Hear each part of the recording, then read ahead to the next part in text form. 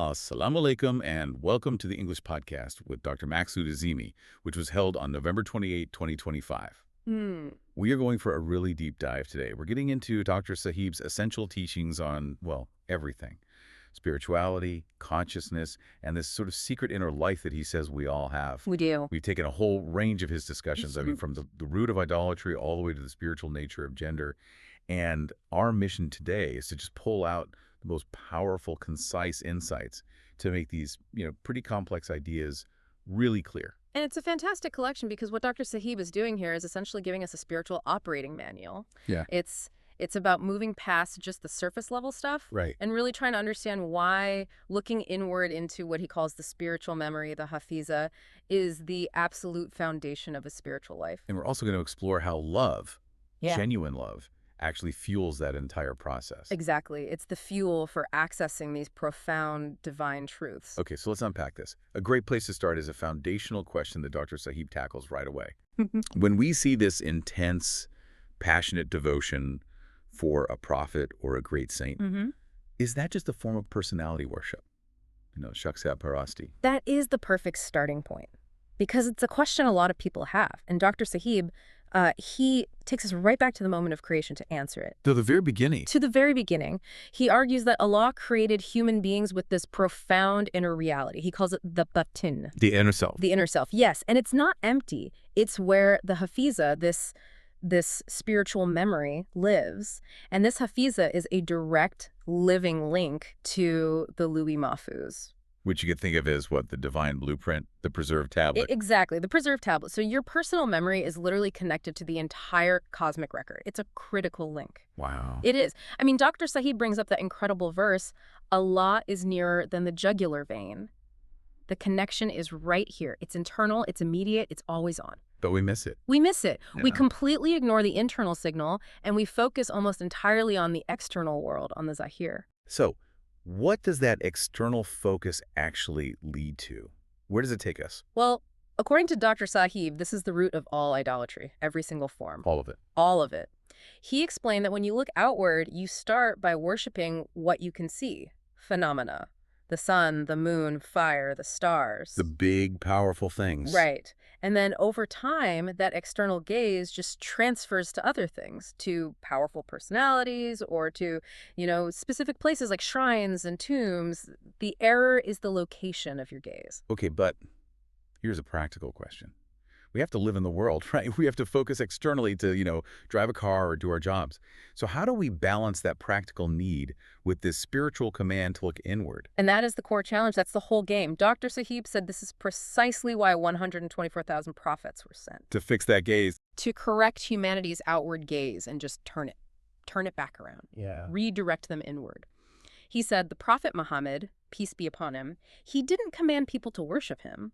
He commanded them to look within and to adopt his way of thinking, his methodology for internal alignment. And this is where it gets really interesting for me, the role of love in all this. Luhabat, if this inner journey is so hard, how do we even begin to understand these truths? Love. Dr. Sahib says love is the great shortcut. It's the decoder. How so? Well, he gives this beautiful analogy. Think about a mother with a baby who can't speak yet. Her intellect might not know what the baby needs, but her love completely bypasses that barrier. She just knows. Or his other example, the student who loves chemistry. They just get it easier than the student who hates it. Exactly. So that intense devotion, that shagaf of the Sahaba, that passionate love for the Prophet, it was like high-octane fuel. It allowed them to just instantly grasp his deepest, most difficult teachings. Teachings like Mot Qablan Tamutu. Yes. Die before you die. A command that sounds impossible, even frightening. Right. Don't commit suicide. No, of course not. Dr. Sahib explained it doesn't mean literal suicide. It means learning to control the speed and rate of your senses, the hawas, while you're still alive. It's training for the moment of physical death. Their love gave them the comprehension to even attempt that level of internal mastery. So if this whole thing, this look within command, is so fundamental, why did it become so hidden, almost esoteric? Why was it suppressed later on? Dr. Sahib gives a really crucial historical insight here. He points out that certain Islamic rulers, the Salatin Islamiyya, they sometimes actively suppressed these teachings. They shut it down. But why? Well, think about it. They were afraid. They feared that if the general population achieved a direct, unmediated connection with Allah, It would undermine their authority. it would completely undermine their worldly authority. If people can talk to God directly, who needs the king or the caliph as an intermediary? That fear of direct spiritual access? That's powerful. It could create a massive spiritual disconnect over generations. Yeah. And it did. Dr. Sahib referenced the famous hadith from Hazrat Abu Hurairah, who said he was given two types of knowledge. Right. One he shared openly. The other was the secret, inner knowledge. And he said he feared sharing it, lest he be killed. Wow. So that implies that the persecution of people who taught this, like the early Sufis, it was very real. Very real. But Dr. Sahib emphasizes the inner reality is always there, whether we acknowledge it or not. We live it every day. We alternate between day, which is our outward focus, and night, our inward focus during sleep. And if we choose to consciously look inward, where are we actually traveling? What's the destination? Well, he says that the ultimate destinations, Araf, heaven, hell, they are all within. Within us. They exist fion physicum within yourself. It's all an internal landscape. And the spiritual law that guides you through it is mana rafa nafsa. Who knows himself knows his Lord. Exactly. So the key to knowing your Lord isn't out there somewhere. It's you. It's studying your own self, specifically by studying the Hafiza. Okay, let's really dive into this Hafiza, the spiritual memory. Because we usually think of memory as, a record of this one life. What I did yesterday, Dr. Sahib is saying it's much, much more than that. It is so much more than a personal hard drive. Dr. Sahib explained that the Hafiza is the repository of all existence. All existence. It holds this present moment, yes, but it stretches back to your physical birth. Then through all your past lives in Barzakh, the intermediate realm. Okay. All the way back to the moment of creation when Allah said, kun be, and even further back than that, to the moment when we all collectively affirmed Kalubala. The moment we said yes, indeed, to the covenant of creation. Yes. That's staggering. So our memory isn't just our personal history. It's the entire cosmic history of our soul. It is. It contains the complete divine record of your entire journey. And that's why Dr. Sahib says the challenge isn't that the information is gone. It's that we don't know how to access it. We've lost the password. We've lost the password. He referenced Kalandar Baba Aliya, who pointed out that humans just don't know how to study their own lashar, their unconscious mind. So how do we learn? Well, this is where Dr. Sahib's own Murshid, the great Khwaja Maqsood Azeemi, provided a truly crucial piece of guidance. What did he say? He said that spirituality is the journey towards childhood. Towards childhood? Meaning you have to travel back through the layers of your memory, back towards pre-existence to refresh and realize the entire spiritual record that's already there. And it's so fitting that Dr. Sahib then made that linguistic point about why this is such a struggle for us. Yes, the word insane, human being. It literally means the one who forgets, nasiya kalk. Our very nature is to forget our origins. So how do we fight that forgetfulness? Dr. Sahib points out that the Quran gives us the tool.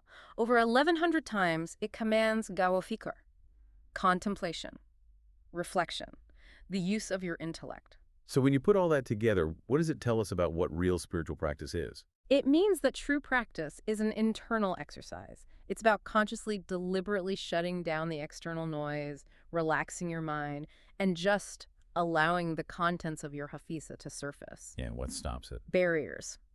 Dr. Sahib warns that our own rigid beliefs, our dogmas, they act like a dam and they stop this natural flow. The command in the Quran, Ya ul albab, O people of intellect, he says that means open the doors of your mind to receive this inner wisdom. Don't lock them shut with what you already think you know. Okay, so if the Hafiza holds this entire spiritual record, Yeah. what is the vehicle that actually carries our consciousness forward after physical death? That brings us to the subtle body, the jismi masali, or the ideal body. Right, and a listener was asking, I believe she was asking a very specific question about this.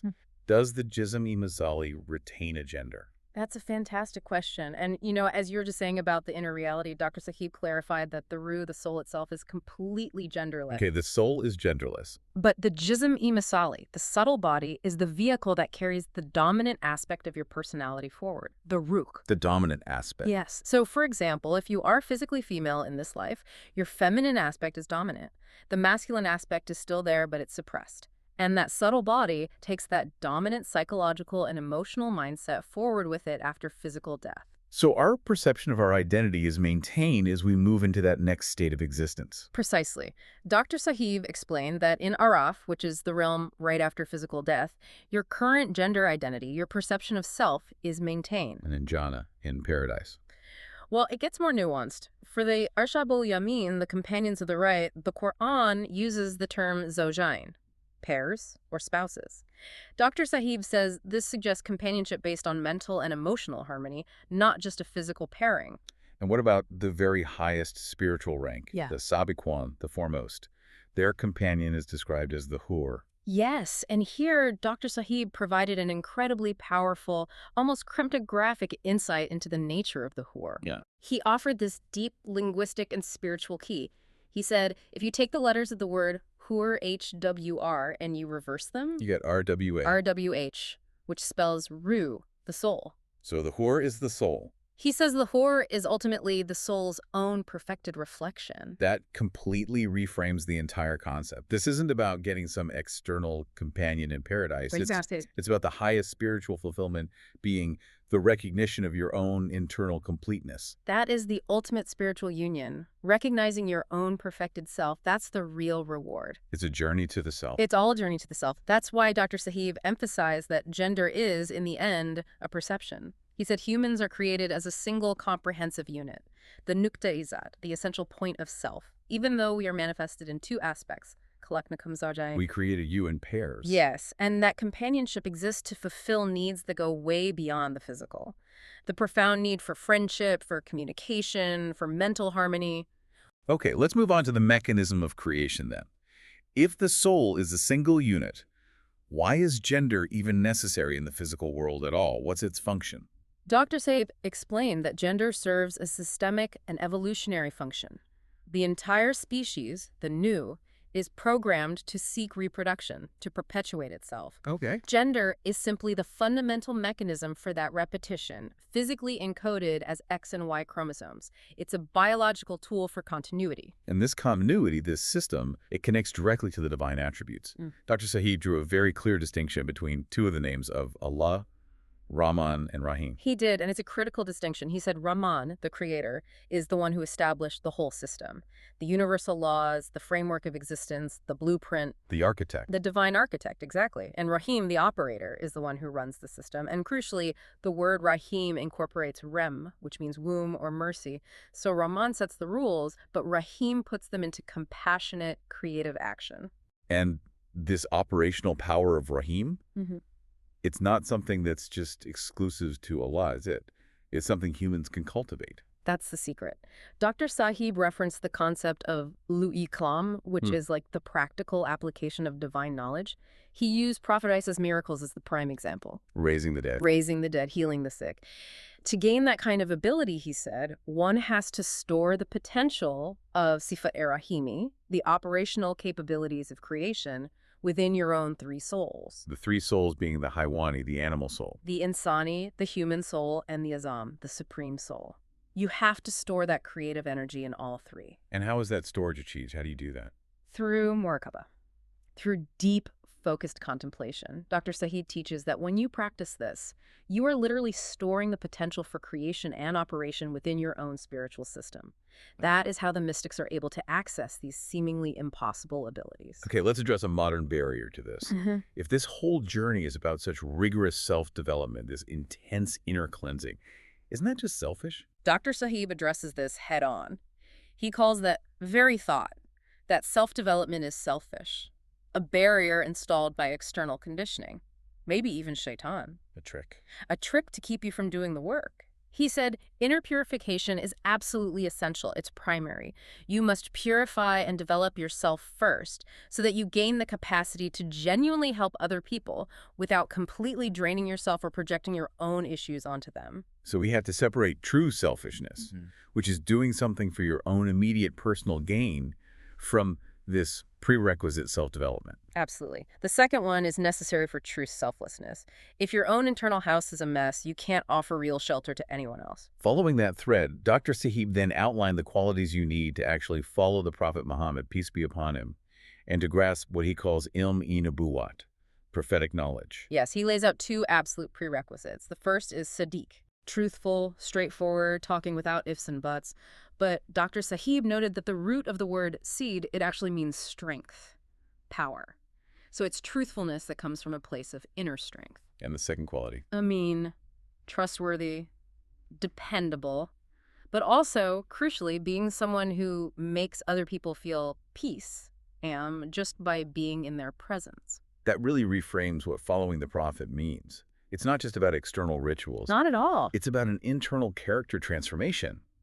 Dr. Sahib is telling us that you have to embody these traits in your life, in your business, in your relationships, before you can even hope to raise your consciousness to the level where you can receive prophetic knowledge. And this connects everything, the whole conversation, right back to Wadaniyat, the oneness of God. How so? Dr. Sahib's final point was that Allah is the Khaliq, the creator of absolutely everything, not just physical things, but incorporeal things, information, feelings, the electrical impulses in your brain, the chemical reactions in your body. He creates it all. All of it. We are just instruments displaying his potential. The moment we claim ownership, when a person says, this is my wife, or this is my child, or I am the owner Malik of this, that's when the path derails. Because you're creating a separation, a duality. Exactly. Wadaniya isn't just believing God is one. It's achieved by constantly looking inward to the source.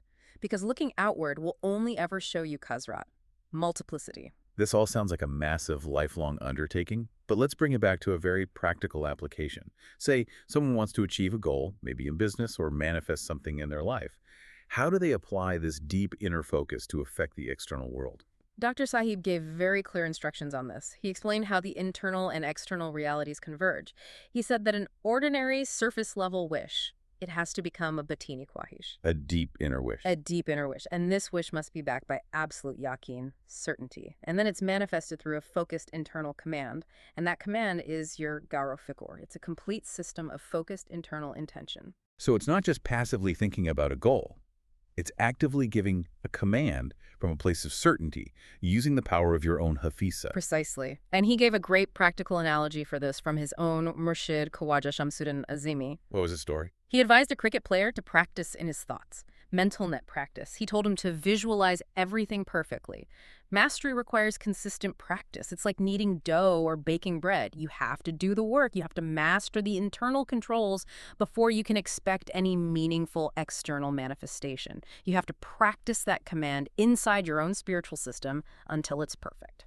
This deep dive has shown, really, that every single thing, every external action, every form of worship, every desire, it has to originate from our internal reality, from the hafisa. So the biggest task we have, based on everything Dr. Sahib discussed, is to just prioritize that goa fikr, to truly make time to unlock the incredible record that's already inside that spiritual memory we all carry. That's the real journey, isn't it? It's the challenge of self-realization. It's the difference between being distracted by all the reflections in the external world, you know, the shadows on the wall in Plato's cave, and turning around to access the original complete source of light within yourself. So if the Hur is truly your soul's own perfected reflection, and everything you could ever need is already contained within your hafiza, then the ultimate provocative question Dr. Sahib leaves us with is this. What image of your perfected self are you practicing and contemplating within your spiritual memory today? Thank you very much to all the listeners for giving your time. This discussion will surely prove beneficial for you. Kindly forward this video to your friends who keep asking about spirituality and silsila Azeemiya. Your forwarding will help YouTube automatically reach more people with this video. Subscribe if you haven't already, and like. Lots of prayers for you too. Allah Hafiz.